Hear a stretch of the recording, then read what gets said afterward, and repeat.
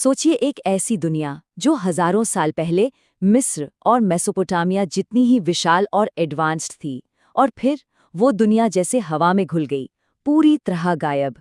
आज हम बात करने वाले हैं इसी खोई हुई दुनिया की, सिंधु घाटी सभ्यता के उन रहस्यों की जो आज भी हमें हैरान करते हैं। एक ऐसी सभ्यता जो आज के भारत, पाकिस्तान और अफगानिस्तान के इतने बड़े हिस्से में फैली थी, और फिर वो अचानक आज के पन्नों से ऐसे मिट जाती है जैसे वो कभी थी नहीं। और वो अपने पीछे छोड़ क्या गए? ऐसे शहर जिनकी प्लानिंग देखकर आज के बेस्ट अर्बन प्लानर्स भी हैरान रह जाएं। सोचिए, हर गली, हर मकान, सब कुछ एक परफेक्ट प्लान का हिस्सा था। और यहीं पर आकर कहानी का सबसे बड़ा रहस्य सामने खड़ा हो जाता है। उन्होंने अपनी एक लिखावट छोड़ी, पर उसे आज तक कोई, जी हाँ, कोई भी पढ़ नहीं पाया है। तो चलिए इस गुमशुदा दुनिया के सफर पर निकलते हैं और एक एक कर इसके राज खोलने की कोशिश करते हैं। तो इस कहानी को समझने की शुरुआत कहाँ से करें? सबसे पहले ये जानते हैं कि आखिर ये लोग थे कौन, और इतने सालों बाद हमें इनके बारे में पता कैसे चला। देखिए, ये सभ्यता कोई आज की नहीं है। हम बात कर रहे हैं कांस्य युग की। आज से करीब 4,500 साल पहले ये अपने पीक पर थी, और फिर सोचिए, लगभग 4,000 साल तक ये पूरी तरह से गुमनाम रही। किसी को पता तक नहीं था कि जमीन के नीचे एक पूरी दुनिया दबी है। फिर आया 1920 का दशक, जब हड़प्पा और मोहनजोदाड़ो की खुदाई ने इस महान सभ्यता को मानो दोबारा जिंदा कर दिया। सिंधु घाटी के लोगों ने जो सबसे कमाल की चीज पीछे छोड़ी वो है उनके शहर। ये सिर्फ घर और गलियां नहीं थी, ये तो कांस्य युग की इंजीनियरिंग का एक जीता जागता चमत्कार थे। उस जमाने में दुनिया की ज्यादातर बस्तियां कैसे बसती थीं? जहां जगह मिली घर बना लिया, कोई प्लानिंग नहीं। लेकिन सिंधु घाटी के शहर वो बिल्कुल अलग थे। ऐसा लगता है जैसे किसी ने पहले पूरा नक्शा बनाया, एक ब्लूप्रिंट तैयार किया और फिर शहर बसाया। ये कोई इत्तेफाक नहीं था, ये एक जीनियस दिमाग की उपज थी। उनके शहरों की बनावट को देखिए। लगभग हर शहर 2 हिस्सों में बटा हुआ मिलता है। एक हिस्सा ऊंचाई पर बना है, जिसे दुर्ग या सिटाडेल कहते हैं। माना जाता है कि यहाँ शासक वर्ग रहता होगा, ये उनका एडमिनिस्ट्रेटिव सेंटर था। और फिर था निचला शहर, जो ज्यादा बड़ा था, जहाँ आम लोग रहते थे। ये बंटवारा ही बताता है कि उनका समाज कितना ऑर्गेनाइज था। और उनकी इंजीनियरिंग की बात करें तो वो तो बस कमाल ही थी। सड़कें देखिए, एकदम सीधी, एक दूसरे को 90 डिग्री पर काटती हुई, जिसे आज की मॉडर्न प्लानिंग में ग्रिड पैटर्न कहा जाता है। और उनकी ढकी हुई नालियों का सिस्टम, अरे वाह! उस जमाने में ऐसी एडवांस्ड ड्रेनेज व्यवस्था, वो वाकई अपने समय से बहुत बहुत आगे थे। उनके ऑर्गेनाइजेशन का सबसे बड़ा सबूत जानते हैं क्या है? उनकी ईंटें। जरा सोचिए, सैकड़ों किलोमीटर दूर बसे अलग अलग शहरों में हर एक ईंट का साइज एक ही स्टैंडर्ड रेशियो में था, 1:2:4। ये कैसे मुमकिन है?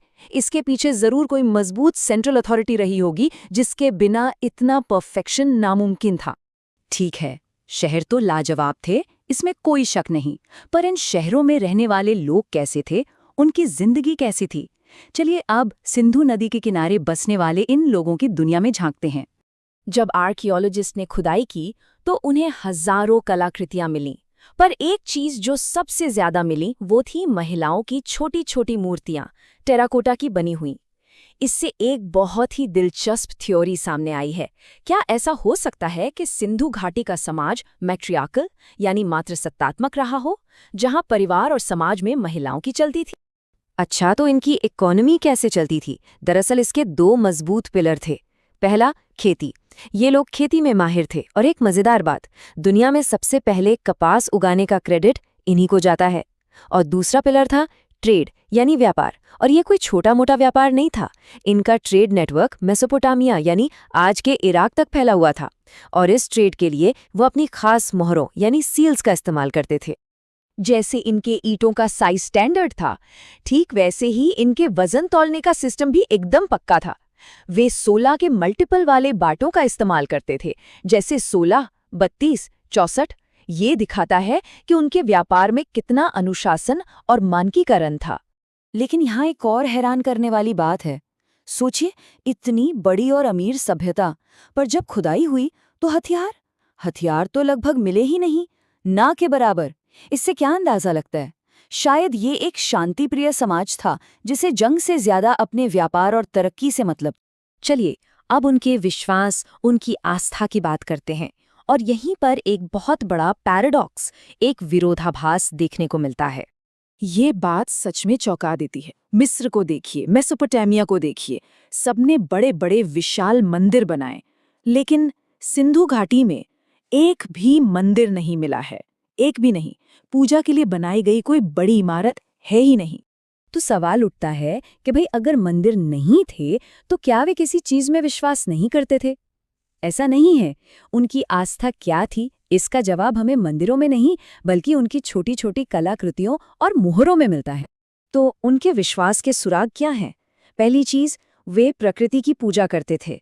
वो मदर गॉडेस यानी मातृ देवी की पूजा करते थे, शायद फर्टिलिटी यानी उर्वरता के लिए।